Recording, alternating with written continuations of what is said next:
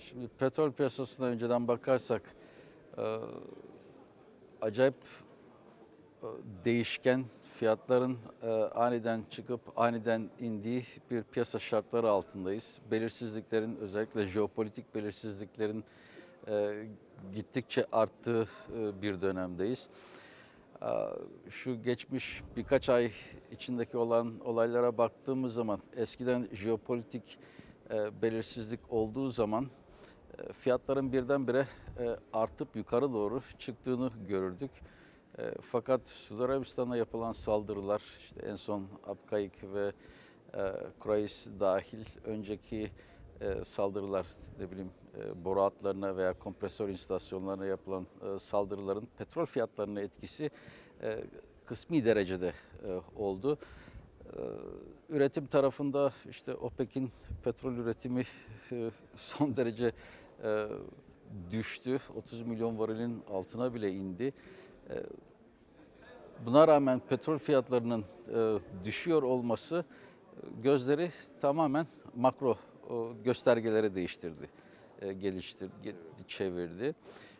Burada özellikle beklenen dünya küresel ekonomik büyümedeki yavaşlama, işte resesyon tehlikesi, araba motorlu araçlar satışlarında bu sene çok ciddi bir düşüş kaydettik.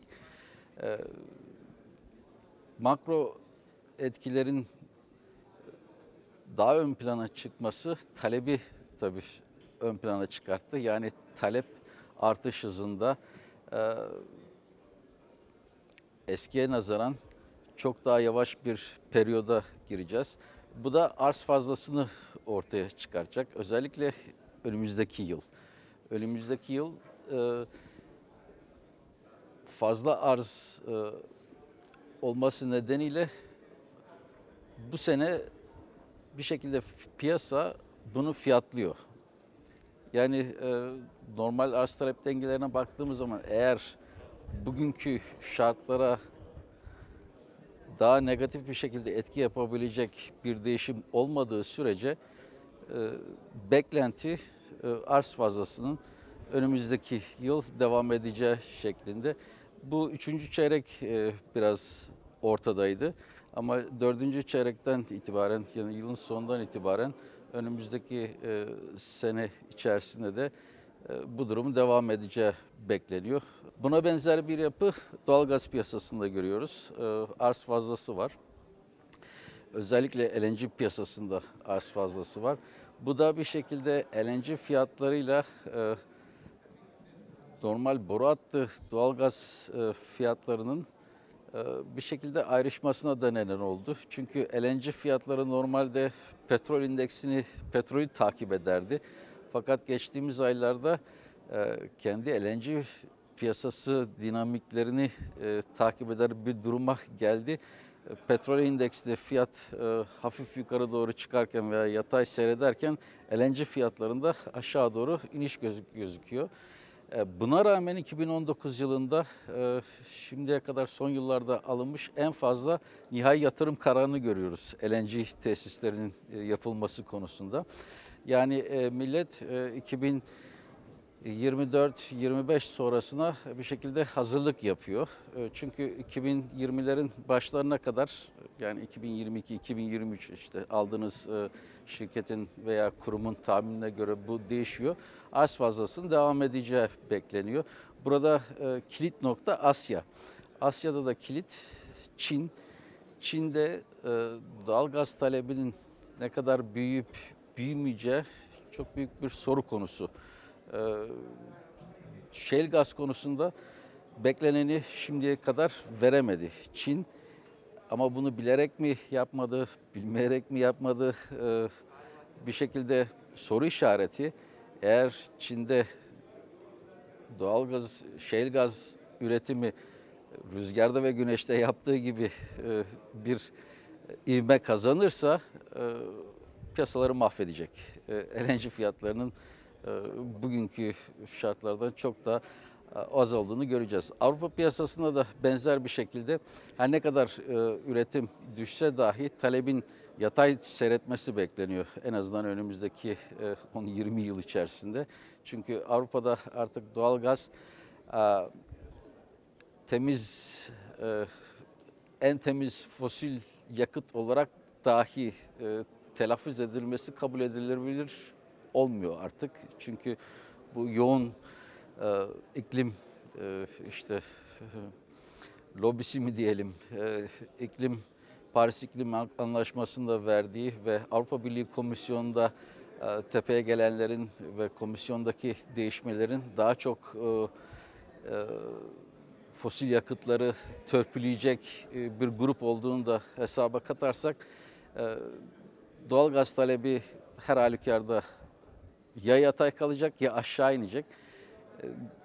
Üretimin düşmesi demek ileride ek ithalat miktarının daha önceden beklendiği gibi yüksek olmayacağını gösteriyor. Şu andaki yani 2019 yılının içerisinde yapılan 2030-2040'a ilişkin arz talep dengeleri 2018 yılına karşılaştırıldığı zaman 2040 yılında ek doğalgaz ithalat talebinin yaklaşık 10-15 milyar metreküp olacağı gözüküyor.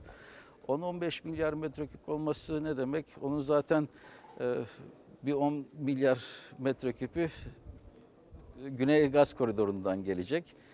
Gelen ayrıca gelecek bir şey olamayacak. Çünkü Norveç'ten yapılan ithalat düşecek ileride. Cezayir büyük bir soru işareti. Yani burada Rusya ve Gazprom boru hattı gazıyla LNG bir şekilde birbirleriyle mücadeleye girecek. Bu da şunu gösterecek. Rus gazı eğer amaçları özellikle Gazprom CEO'sunun söylediği gibi her ne pahasına olursa olsun Avrupa'daki gaz pazarındaki pastadaki payımızı korumak ise LNG ile rekabet edilebilir bir miktara, bir düzeye gelecek. Burada hap fiyatlamasına da yavaş yavaş geçiyor Gazprom. Dolayısıyla en azından önümüzdeki 3-5 yıl içerisinde doğalgaz fiyatlarının da artmayacağı, yani fazla volatil bir şekilde olmayacağı, baskı altında tutulacağını gösteriyor projeksiyonlar. Türkiye tarafında şimdi doğalgaz fiyatlarının uluslararası piyasalarda düşmesi tabii bizim de lehimize ama biz petrole indeksli kontratlarımız olduğundan dolayı hub endeksli fiyatlarla karşılaştırıldığında şu zamanlarda pek cazip bir şey değil. Şimdi Türkiye'nin yapması gereken veya yapacağı şeyler kontratlarda yeni kontrat döneminde veya mevcut kontratların revizyonu gündeme geldiğinde Avrupa'da ve özellikle Japonya ile beraber Avrupa Birliği Komisyonu'nun yaptığı çalışmalar düzeninde nihai teslim noktasının kontratlardan çıkartılması söz konusu. Biz bunu yapabilecek miyiz ki yapmamız gerekir ve en azından kontratlarda %100 petrole indeksli değil başka formüller bulmamız gerekir. Nihai teslimat noktasını ortadan çıkarttığınız zaman bir şekilde sizin elinize re-export olayı geçiyor. Bu tabii Türkiye'nin hem gücünü arttıracak hem sürekli ağızlarımızda dolaşan Türkiye'nin gaz hub'ı olması noktasında Türkiye'yi belli bir yere getirir ama mevcut şartlarda bu biraz havada kalıyor. Ama Türkiye'nin yaptığı çok önemli şeyler var. İşte doğalgaz depolama kapasitesi arttırılıyor. LNG'miz var, bir sürü giriş noktamız var. Yani çoklu giriş, çoklu çıkış var ve doğalgaz depolama tesisleriyle beraber elimizdeki kartlar neredeyse Flush Royale'a doğru gidiyor. Ama karşımızdaki tabii rakiplerle onu iyi bir şekilde şu anda çünkü alıcı piyasası, doğalgaz piyasası. Bunu doğru bir şekilde kullanmak gerekir. Herhalde öyle çalışmalar oluyordur da.